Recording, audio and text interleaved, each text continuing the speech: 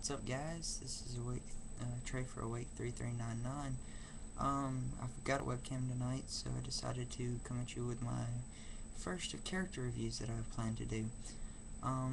Just starting out and all, I run the channel here at Awake 3399, and going into characters can be a little tricky.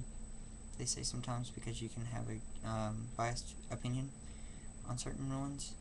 Well, I'm going to go back about 10 years into characters, and, well, the character that I chose is definitely from the first Yu-Gi-Oh series, and you can probably take a guess at who it is by the card I'm about to reveal. Yeah, that is the Winged Dragon of Ra, so yes, I'm going into Marik Ishtar. Alright, so just a little background on Marik. He was the leader of the Rare Hunters and the main antagonist in the Battle City story arc, along with his alter ego, Review-Marik. Basically this came from him being forced to be a tombkeeper by his father to continue their family's lineage, and he developed a split personality in his dark side to, you know, just give his hatred form.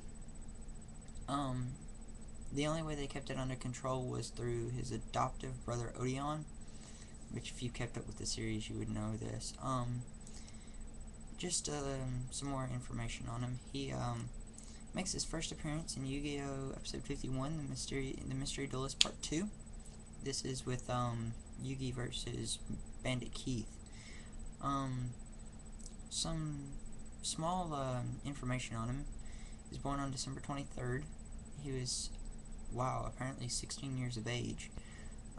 He's about 180 centimeters and about 55 kilograms in weight, and his height was 180. He has affiliations with the Tombkeepers and the Rare Hunters. As a child, he was very innocent, very kind of normal kid, I guess you could say. He wanted to be in the outside world despite his clan's laws. Let's see. He began to hold a grudge towards the Pharaoh when he was forced to guard his secret.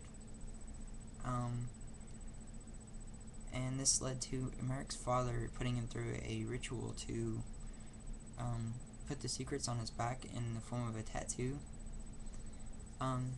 This was what really spawned the second personality, and Review-Marik takes over and grabs the Millennium Rod, pins his father to the wall, and in the Japanese version it shows him stabbing him. In the original version it just shows him sending him to the Shadow Realm. His main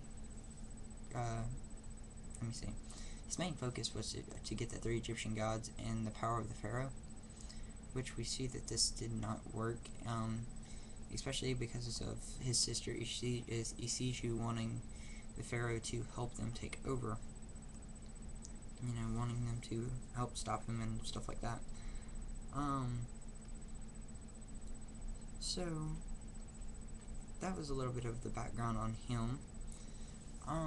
Going into my personal opinion, and there's a lot more that I could honestly say about this character, but he's actually originally referred to as Malik by other characters. That's the Arabic name for him. His deck, as far as what he usually goes through, is when he takes over Bandit Keith, he uses his machine, he uses Bandit Keith's machine deck against Yugi, which there's no result because they realize what's going on and he breaks it. Then there is Yugi versus Strings, where he beats, where Yugi gets Slifer, and then he uses Joey's deck with a couple of modifications, like Hinatomo, Raigeki, and Meteor District.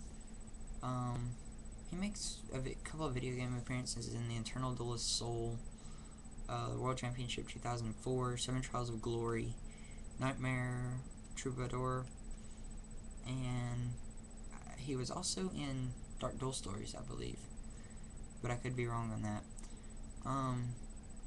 So, going into what I personally thought about him, Marik was one of my absolute favorite villains for the series. It was not only the simple fact that he was, hey, I'm here, I'm, gonna accomplish everything, but he did. I mean, he accomplished sending his father to the Shadow Realm. He accomplished sending Mai to the Shadow Realm, or, things like that. And then it was just on top of that, he knocked Joey unconscious in their duel, even though he was using very cheap effects of Raw and things like that.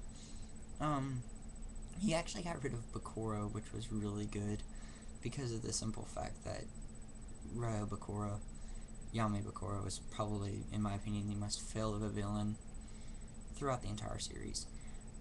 But, all said and done, like I said, Marik was just, overall, he was very, great villain, in my opinion. I would have wished that we could have seen him not so early into the series. I mean, I kind of wish they'd have saved him for a little later on and made it just that much of a better villain. Honestly, I would have liked to have seen the Dart story arc before we would have seen the Marik story arc. But, overall said and done, it was still fantastically done. His voiceover